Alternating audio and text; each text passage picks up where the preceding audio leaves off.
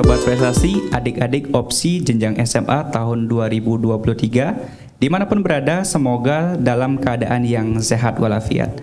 Perkenalkan, saya Oki akan menjadi moderator dalam acara sosialisasi Olimpiade Penelitian Siswa Indonesia jenjang SMA pada tahun 2023 ini.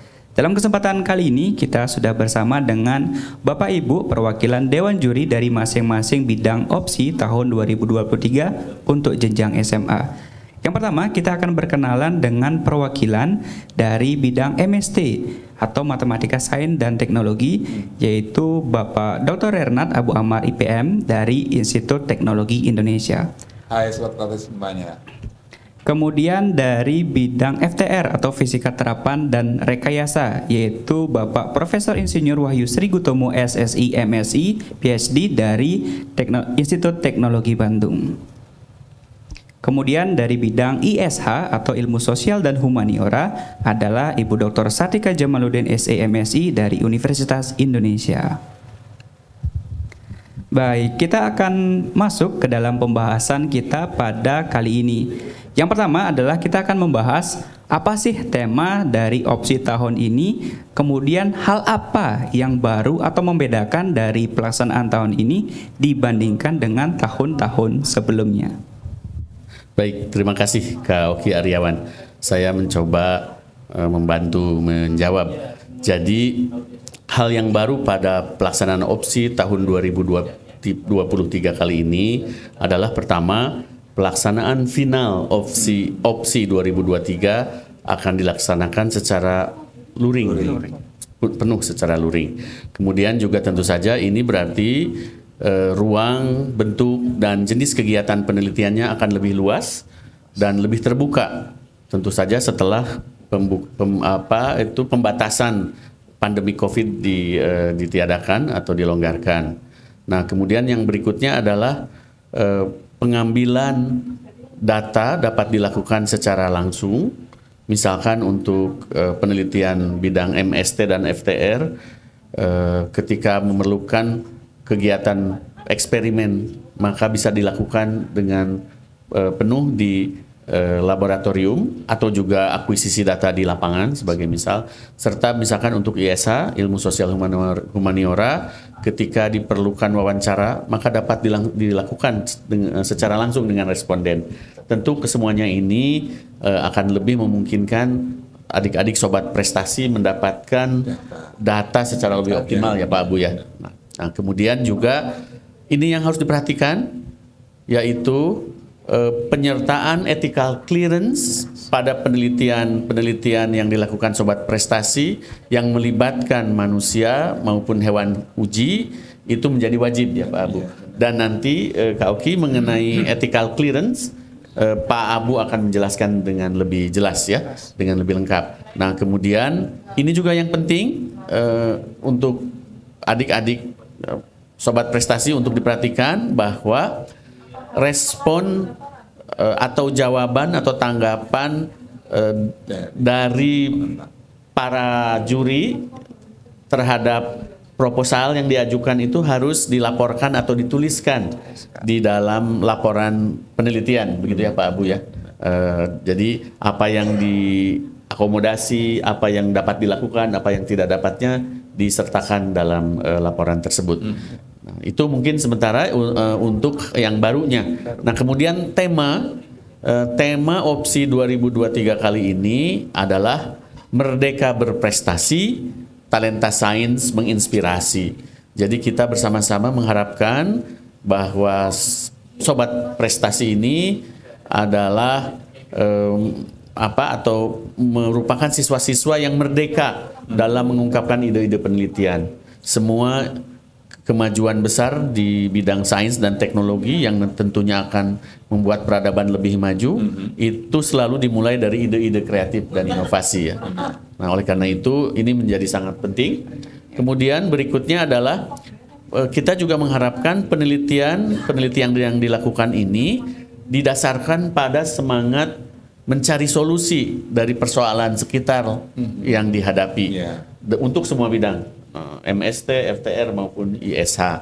Nah, dan yang penting juga adalah kita juga mengharapkan bahwa penelitian ini sedapat mungkin berbasis potensi lokal, baik itu sumber daya manusia, sumber daya yang lainnya juga yang dilibatkan, dan meskipun mengutamakan potensi lokal, tetapi juga diharapkan berdampak secara global atau secara meluas gitu ya.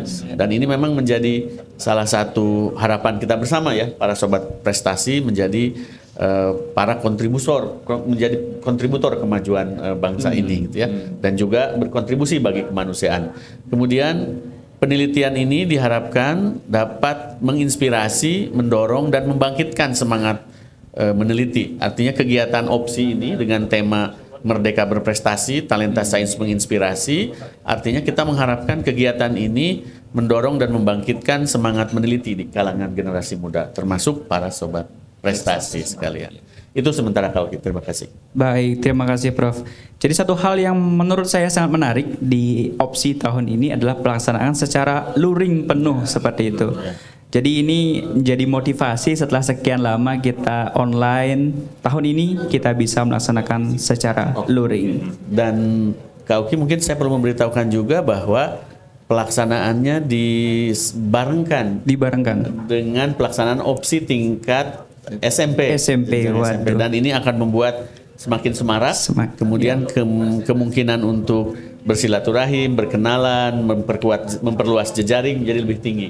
Dan ini memang sangat diharapkan bahwa para sobat prestasi ini juga membawa semangat persatuan, persahabatan, dan juga memajukan Indonesia bersama teman-temannya dari seluruh Indonesia. Baik, jadi selain luring dan juga nanti bersama-sama adik-adik dengan yang SMP, jadi akan semakin meriah tentunya dan semakin seru. Baik, kita akan beranjak ke pembahasan selanjutnya. Tadi sudah disampaikan mengenai tema dan kebaruan. Kemudian sekarang akan masuk ke karakteristik atau penjelasan dari spesifik masing-masing bidang. Di sini ada 3 bidang. Kita akan mulai dari bidang MST atau Matematika Sains dan Teknologi oleh Pak Abu. Silakan Pak. Baik, terima kasih Mas Oki, sobat prestasi semuanya. Untuk bidang Matematika Sains dan Teknologi itu terdiri dari beberapa subbidang. Ada 5 subbidang yang dapat kami sampaikan pada sobat prestasi semuanya. Yang pertama adalah matematika. Dalam matematika itu terdiri atas aljabar, termasuk juga kalkulus, algoritma, geometri, topologi, trigonometri, dan lain sebagainya. Sepertinya sangat kering ya. Ternyata tahun-tahun sebelumnya ini sobat prestasi sudah bisa menampilkan beberapa karya atau hasil penelitiannya berupa aplikasi matematik untuk kepentingan yang dapat menyelesaikan permasalahan yang ada di masyarakat. Salah satu yang saya sangat senang sekali 5 tahun lalu atau tahun 2015 itu ada salah satu judul yang sangat menarik, aplikasi trigonometri untuk konservasi budaya kain sarung geringsing, dan ini mendapatkan penghargaan di Intel iSafe pada waktu itu. Ini luar biasa karena Kak Oki dia menggabungkan aplikasi trigonometri dalam matematik itu untuk konservasi budaya. Ini sangat menarik sehingga mendapatkan penghargaan Grand Award posisi yang keempat pada waktu itu. Itu jadi tema-tema ini bisa dikembangkan sedemikian rupa sehingga menarik. Yang kedua adalah biologi. Nah, biologi ini sangat luas sekali. Antara lain botani, zoologi, dan ini spesifik genetika. Kenapa genetika ini? Genetika juga menarik sekali karena banyak sekali plasma nutfah yang ada di Indonesia ini perlu dikaji dan perlu dilestarikan. Banyak sekali kasus-kasus pencurian plasma nutfah yang tanpa disadari oleh masyarakat kita. Oleh karena itu banyak aspek-aspek ini yang perlu oleh para siswa atau para sobat prestasi semuanya, ya. Yang ketiga adalah subbidang kimia dan teknik kimia. Ini juga masih menarik sekali karena banyak sekali alternatif, misalnya sabun. Sabun sekarang ini sudah banyak direkayasa sedemikian rupa, dilengkapi dengan senyawa-senyawa bioaktif. senyawa-senyawa bioaktif itu misalnya adalah enzim dan lain sebagainya. Ini lebih friendly environment atau ramah pada lingkungan dan juga menyebabkan kesehatan pada tubuhnya. Kemudian berikutnya lagi farmasi, biomedis dan kesehatan. Ini juga sangat menarik sekali. Tadi disebutkan oleh Prof. Wahyu bahwa ada beberapa topik-topik atau ada beberapa subbidang yang memerlukan ethical clearance. Biasanya farmasi, biomedis dan kesehatan ini wajib menyampaikan ethical clearance. Kenapa? Karena penelitian ini biasanya melibatkan manusia sebagai subjek penelitian atau bahkan hewan vertebrata misalnya mencit. Misalnya Sobat Prestasi mau mengeksplorasi potensi tanaman yang banyak menghasilkan ramuan-ramuan yang berpotensi untuk menjadi obat. Nah, ini biasanya kan diuji cobanya pada mencit. Nah, oleh karena itu, untuk penelitian jenis yang seperti ini wajib menyertakan ethical clearance-nya. Subbidang berikutnya adalah teknologi. Nah, ini rata-rata dari tahun ke tahun bidang teknologi dan juga tadi farmasi, biomedis dan kesehatan, jumlah proposal yang masuk ini banyak sekali.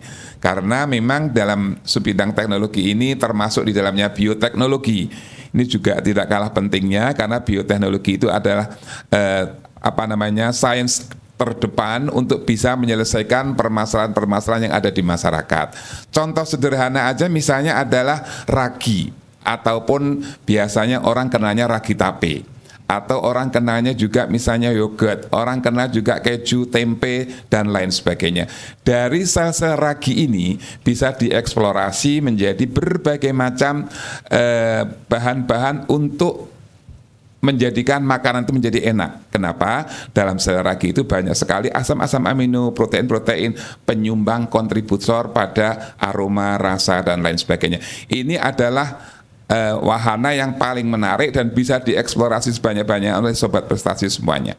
Dalam bidang pangan juga demikian, peternakan, pertanian ini juga tidak kalah menariknya. Bahkan tahun-tahun yang lalu kita menemukan proposal yang menarik itu adalah menggabungkan IoT dengan cara menyeleksi bibit ataupun bibit ikan ataupun bibit-bibit yang lain. Ini juga sangat menarik. Demikian juga kelautan dan lingkungan. Ini topik yang tidak habis-habisnya masalah lingkungan. Biasanya para siswa itu selalu memanfaatkan limbah untuk produk ini, limbah untuk produk itu, dan lain sebagainya. Sebenarnya tidak harus itu saja. Masalah lingkungan bisa Anda selesaikan dengan misalnya konsep-konsep yang mendasar secara integratif, bisa menyelesaikan masalah-masalah mendasar yang ada di Indonesia. Sobat Prestasi semuanya, jadi secara keseluruhan dalam bidang MST ini adalah penelitian yang mengkaitkan yang terkait dengan ilmu pengetahuan dasar dan terapan. Untuk apa? Untuk menyelesaikan permasalahan yang terkait dengan kita bisa mengeksplorasi alam semesta dalam arti yang positif. Mengeksplorasinya yaitu untuk mengambil manfaatnya, atau memodifikasi, melakukan inovasi, ataupun melakukan aplikasi-aplikasi dari ilmu pengetahuan alam untuk memenuhi kebutuhan ataupun keinginan masyarakat secara luas. Ujungnya adalah untuk kesejahteraan manusia secara umum. Begitu Kak Oki. Baik Kak Oki, ada sedikit tambahan Kak Oki mengenai EC ini. Tadi mengenai bagaimana memperolehnya itu sudah kita jelaskan. Nah sekarang kapan sertifikat EC itu harus diunggah? Jadi bukan pada waktu sebuah prestasi itu mengunggah proposalnya, tapi ini disiapkan pada saat penelitian dan juga pada saat awal disiapkan ethical clearance-nya. Tapi sertifikat ethical clearance itu diunggah pada waktu penelitian itu sudah selesai dan bersama-sama diunggah dengan laporan hasil penelitiannya, sehingga tidak memberatkan Sobat Prestasi semuanya. Begitu Kak Oki tambahannya. Baik, terima kasih Pak Abu. Jadi itu ya adik-adik Sobat Prestasi, tolong diperhatikan poin-poin yang penting dalam hal penyusunan EC. Dan sekali lagi ditekankan bahwasanya ini EC akan diunggah ketika submit laporan, ya, bukan di proposal. Jadi ketika nyusun proposal tidak usah pusing-pusing dulu, ya. Seperti itu. Baik Sobat Prestasi semuanya, kita akan lanjutkan ke bidang selanjutnya, yaitu FTR atau Fisika Terapan dan Rekayasa yang akan disampaikan oleh Prof. Wahyu. Silakan Prof. Baik, terima kasih Kak Oki. Jadi untuk bidang Fisika Terapan dan Rekayasa, bidang ini terdiri dari beberapa subbidang. Yang pertama adalah Rekayasa Informatika, yang meliputi juga aplikasi peranti lunak, kemudian juga rekayasa grafis, elektronik, robotik, kemudian instrumentasi, mekatronika, sistem sensor kontrol, rekayasa transportasi dan sebagainya. Nah, kemudian yang subbidang yang kedua adalah rekayasa permesinan, teknik mesin, teknik fisika, dan yang setipe dengan itu. Kemudian juga rekayasa lingkungan. Tadi di MST Pak Abu juga menyebut tentang lingkungan, tapi yang dimaksud rekayasa lingkungan di sini adalah semua karya inovasi yang melibatkan rancangan desain, kemudian menghasilkan produk untuk menjawab tantangan-tantangan rekayasa atau tantangan-tantangan real yang terjadi di sekitar. Nah, kemudian juga yang keempat dari bidang ini adalah bidang-bidang atau subbidang-subbidang yang terkait dengan fisika, geofisika, kemudian kebumian, astronomi, geologi, dan energi. Ya. Kemudian juga ini yang menarik, yang terbaru, yang kelimanya adalah tentu saja yang sedang berkembang terkait dengan sains data dan kecerdasan buatan. Ya, jadi ini subbidang-subbidang yang terkait dengan FTR. Jadi kalau disimpulkan, penelitian pada bidang ini terkait dengan penerapan fisika dalam desain, rancangan, rekayasa produk industri, kemudian juga manufaktur, rekayasa lingkungan, konversi energi dan pemanfaatannya, serta transformasi digital ya dalam menyelesaikan permasalahan-permasalahan yang ada. Demikian Kak Uki, semoga jelas buat sobat prestasi gitu ya. Baik, terima kasih. Sudah sangat jelas ya disampaikan bahwasanya FTR ini sebagian besar mungkin kalau bahasa lainnya engineering seperti itu Prof ya. Jadi diperhatikan dan kaji lebih jauh apa bedanya dengan MST yang sebelumnya sudah dijelaskan. Kemudian kita akan masuk ke bidang selanjutnya, yaitu bidang ISH atau Ilmu Sosial dan Humaniora yang akan disampaikan oleh Bu Sartika. Terima kasih Kak Uki. Sobat prestasi di seluruh Indonesia, bidang yang selanjutnya ini adalah bidang sosial humaniora. Ini bidang yang juga tidak kalah menariknya ya. Tadi FTR dan MST luar biasa, bidang-bidangnya sangat banyak. Nah, kami di ISH juga menyiapkan ada 5 sub bidang yang diperlombakan dikompetisikan di dalam opsi 2023. Jadi pada dasarnya penelitian di bidang sosial humaniora ini terkait dengan manusia dan masyarakat. Kalau sobat prestasi ingin meneliti ya, menelaah keputusan ekonomi, kemudian juga perilaku ekonomi dan kebijakan pemerintah dalam bidang ekonomi, sobat prestasi bisa mengirimkan proposal penelitiannya untuk masuk dalam sub bidang ilmu ekonomi dan manajemen gitu ya. Kemudian yang kedua nih kalau masih juga konteksnya manusia dan masyarakat, kalau sobat prestasi tertarik untuk menelaah hubungan antar grup, antar masyarakat, antar individu, kelompok sosial, maka sobat prestasi dapat mengirimkan proposalnya untuk masuk dalam sub bidang yang kedua, yaitu sosiologi, komunikasi, rekayasa sosial dan antropologi. Nah, itu tentu sangat menarik ya. Nah, Kauki yang ketiga ini adalah bidang yang paling banyak juga peminatnya ya dari tahun ke tahun, yaitu bidang psikologi dan pendidikan. Penelitian pada bidang psikologi pendidikan ini ditujukan untuk sobat prestasi yang tertarik untuk mempelajari proses belajar, pengembangan karakter dan sikap mental masyarakat. Jadi silahkan sobat prestasi yang punya ide-ide penelitian baru gitu, silahkan mengirimkan proposal penelitiannya untuk masuk di bidang psikologi dan pendidikan.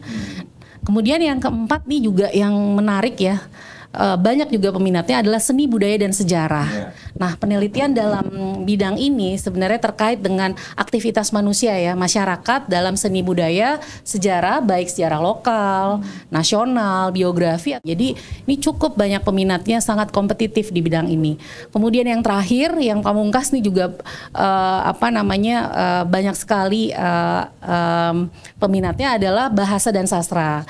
Nah, ini untuk sobat prestasi yang tertarik untuk mengkaji perkembangan bahasa, sastra, baik nasional maupun daerah. Demikian Kauki, jadi sangat beragam ya Kauki di bidang ISH. Jadi mudah-mudahan ini bisa memfasilitasi sobat-sobat prestasi yang punya ide, minat beragam untuk bisa mengirimkan proposal-proposalnya pada bidang-bidang yang sesuai. Baik, terima kasih Bu Sartika atas pemaparannya. Jadi adik-adik Sobat Prestasi jenjang SMA disiapkan ide-ide penelitian yang sesuai dengan bidang ISH tadi. Dari 5 subbidang, yaitu dari ekonomi sampai dengan sastra, seperti itu. Baik, selanjutnya kita akan masuk ke pembahasan selanjutnya, yaitu tentang EC atau Ethical Clearance, yang sebelumnya sudah sempat dimention oleh Prof. Wahyu dan juga Pak Abu. Penjelasan lebih lengkap akan disampaikan oleh Pak Abu. Silakan Pak Abu. Baik, terima kasih Kak Oki. Sobat Prestasi semuanya, mohon diperhatikan. Tadi di awal sudah kami sampaikan bahwa beberapa penelitian, baik itu FST, FTR, bahkan ISH, itu juga memerlukan yang namanya ethical clearance. Kenapa? Kalau subjeknya berupa manusia, maka kita harus menghormati harkat martabat manusia dan makhluk-makhluk yang lain tentu saja. Sebagai contoh misalnya Sobat Prestasi melakukan wawancara. Dalam wawancara ini harus benar-benar dirahasiakan, privasinya harus dijaga. Karena kita meminta mengeksplorasi data dari responden. Oleh karena itu kita harus menghargai, menghormati harkat martabatnya, menjamin kerahasiaan data-datanya agar supaya kaidah-kaidah etiknya terpenuhi. Kemudian yang kedua, kalau kita misalnya menggunakan hewan ujinya itu subjeknya berupa hewan vertebrata. Hewan vertebrata itu misalnya mulai dari ikan, kemudian kelompoknya katak atau amfibia, kemudian kelompoknya reptilia, meningkat lagi kelompoknya aves atau kelompok burung atau ayam, unggas dan lain sebagainya. Yang paling tinggi tentu saja adalah kelompok mamalia atau kelas mamalia. Semuanya itu termasuk kelompok atau binatang vertebrata, jadi wajib dilengkapi dengan ethical clearance.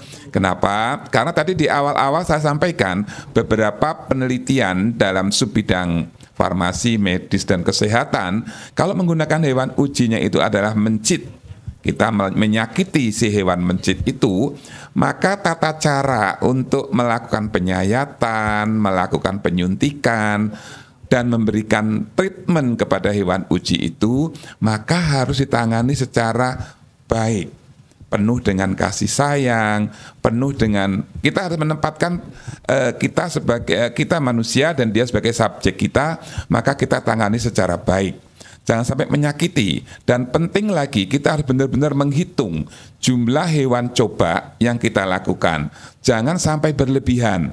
Kalau kekurangan juga tidak memenuhi syarat, berlebihan juga tidak boleh. Kenapa tidak boleh? Karena banyak sekali binatang-binatang hewan uji coba itu yang akan kita sakiti.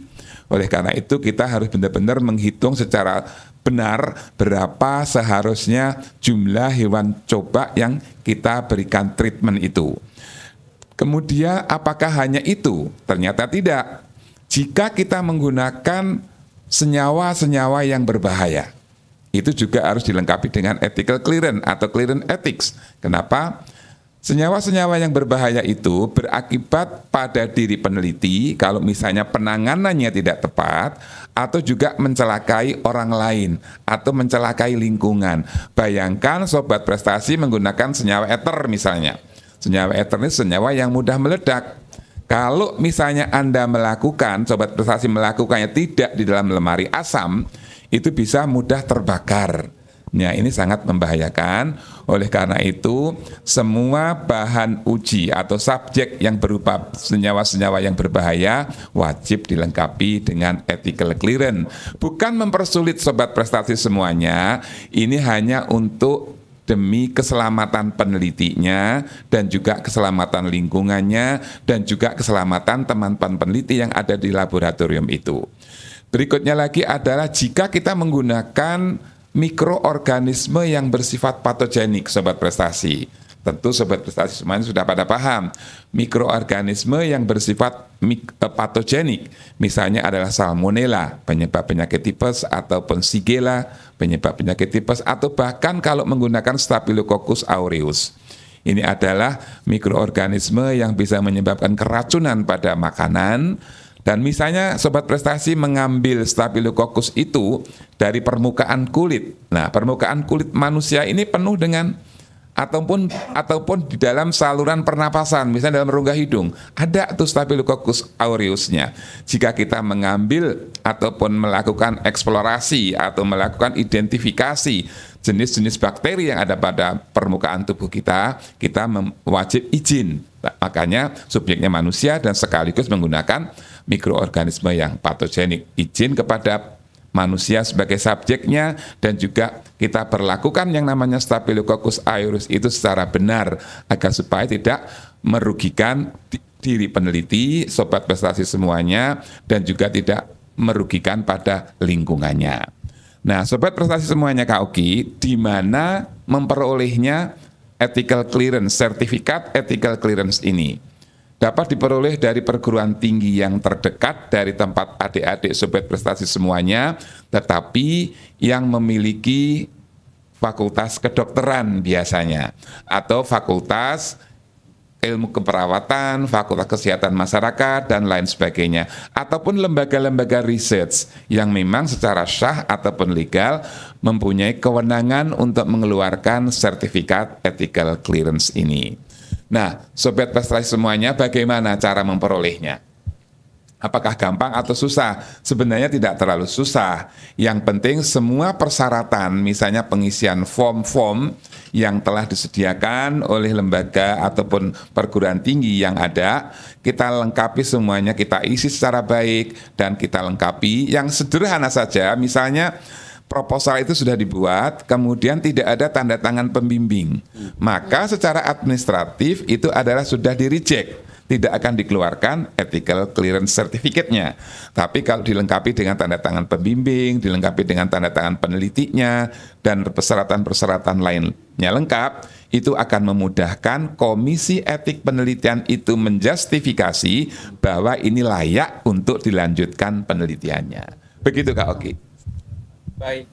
Baik, terima kasih atas penjelasannya Pak Abu mengenai ethical clearance.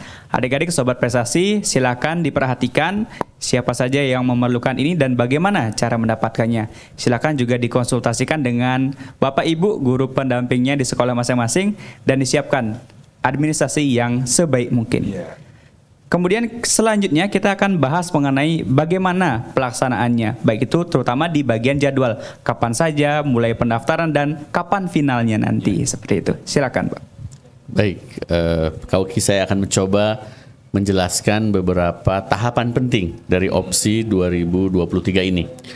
Yang pertama sekali harus diperhatikan oleh para sobat prestasi adalah tanggal penting pendaftaran dan pengunggahan proposal. Itu berlangsung dari tanggal 20 Maret hingga 30 April 2023. Menjelang tengah malam masih dapat dilakukan pengunggahan proposal. Kemudian tahap berikutnya adalah seleksi administrasi dan review proposal yang akan berlangsung dari tanggal 1 hingga 12 Mei. Dilakukan oleh BPTI dan juga oleh Dewan Juri untuk mereview proposal-proposal yang masuk. Nah, kemudian setelah proposal-proposal dari sobat prestasi ini berhasil direview, maka penyampaian hasil review dari proposal ini akan berlangsung pada tanggal 18 Mei.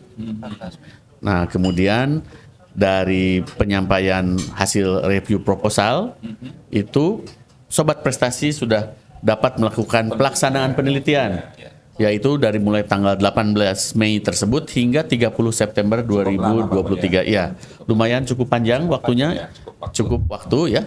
Nah, setelah itu pengunggahan atau proses uploading dari laporan hasil penelitian itu berlangsung dari tanggal 15 sampai 30 September tahun 2023 pukul 16.00 WIB. Ini ya jangan sampai lewat. Kalau yang sebelumnya menjelang tengah malam untuk pengunggahan proposal, tapi untuk pengunggahan laporan hasil penelitian ini sampai pukul 14 tanggal 30 September paling lambat. Dimulai dari tanggal 15. Nah, kemudian ini yang penting juga adalah pengumuman finalis opsi. Ya, ini yang nanti akan berkunjung ke tempat final dan berkumpul bersama teman-teman finalis lainnya. Nah, pengumuman finalis opsi ini akan dilaksanakan pada tanggal 20 Oktober 2023. Nah, 20 Oktober Kauki ya. Dan tentu saja yang paling dinanti-nanti adalah pelaksanaan final opsi ini sendiri akan berlangsung dari tanggal 1 hingga 6 November 2023. Nah, inilah tahapan dan tanggal-tanggal penting dari pelaksanaan opsi 2023. Kami mengharapkan para sobat prestasi bersemangat untuk ini. Ya, terima kasih Kak Oki. Baik, terima kasih Prof. Jadi itu paparan mengenai jadwal, tolong diperhatikan terutama mengenai deadline-nya ya. Ada yang tengah malam, ada yang jam 4 sore. Dan ini zona waktunya WIB ya, adik-adik sobat prestasi. Yang WITA dan WIT tolong disesuaikan. Jangan sampai nanti salah karena nggak ngelihat dari zona waktunya seperti itu. Tolong diperhatikan. Kemudian kita akan masuk karena tadi udah dari tema, EC, masing-masing bidang. Nah ini mungkin satu hal yang sangat penting bagi adik-adik sobat prestasi jenjang SMA. Bagaimana tips dalam mengikuti opsi tahun ini sehingga harapannya adik-adik sobat prestasi bisa berhasil mencapai final. Dan juga harapannya tentu mendapatkan juara. Ya penghargaan seperti itu. Karena tidak harus medali, tapi penghargaan juga. Iya, ada penghargaan juga ya. Baik, ini akan dijelaskan oleh Bu Sartika. Terima kasih Kak Oki. Nah, mungkin ini bagian yang sangat dinanti-nantikan ya oleh Sobat Prestasi. Tips-tips gitu. Nah, Sobat Prestasi ada dua hal yang perlu diperhatikan ya. Yang pertama adalah persoalan substansi ya Kak Oki. Kemudian yang kedua aspek teknis gitu. Nah, di dalam aspek substansi ketika Sobat Prestasi mengirimkan proposal ya, pastikan bahwa di dalam proposal tersebut ada ide-ide ya baru ya. Jadi proposalnya ini satu hal yang bersifat inovatif ya. Ada ide-ide baru yang terutama seperti yang Pak Wahyu jelaskan untuk menjawab persoalan ya. Jadi konteksnya adalah ide baru untuk menjawab persoalan yang ada di masyarakat gitu ya. Nah, yang kedua nih Kak Oki, yang penting juga adalah masalah kebaruan ya. Pastikan juga proposal yang dikirimkan oleh Sobat Prestasi ini ada unsur kebaruannya. Kebaruan ini bisa banyak aspeknya Kak Oki.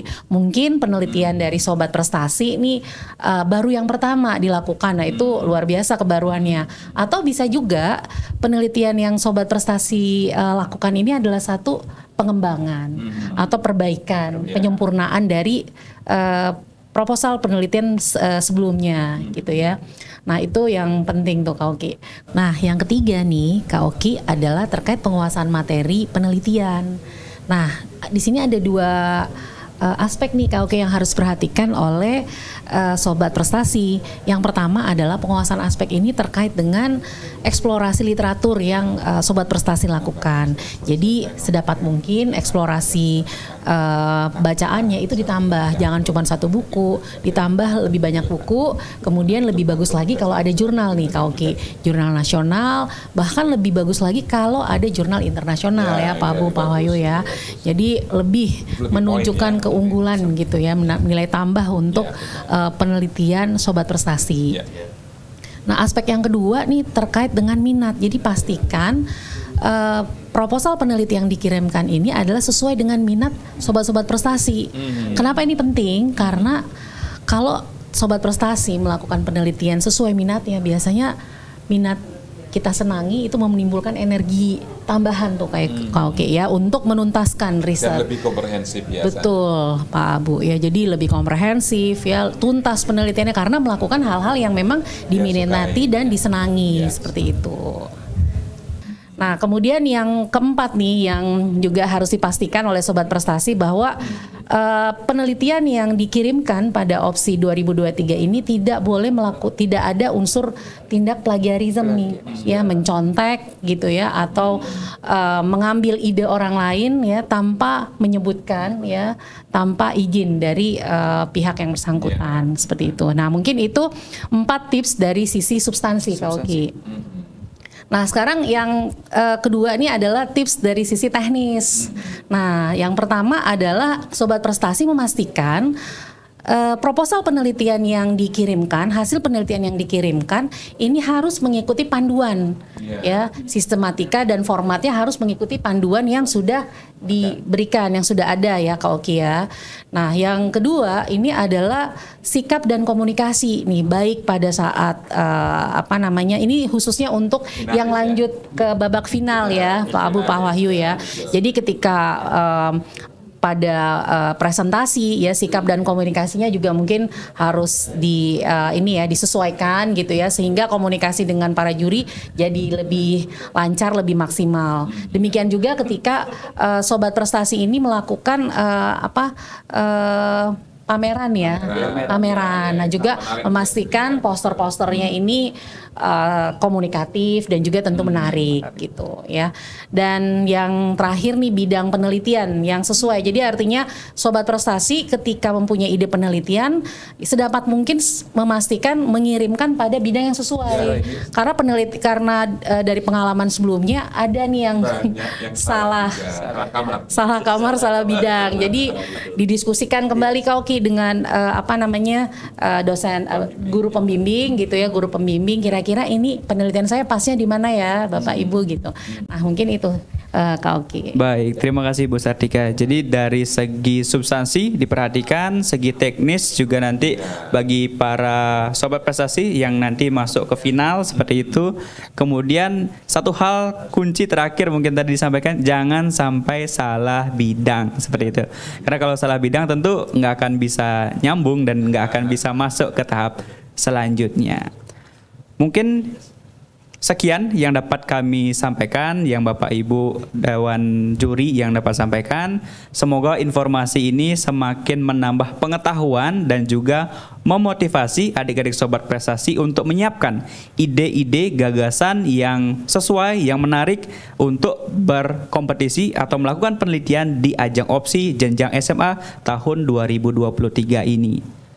Semoga kita dapat berjumpa dan kami tunggu karya-karya terbaik yang nanti akan dilaksanakan secara luring tanggal 1 sampai 6 November.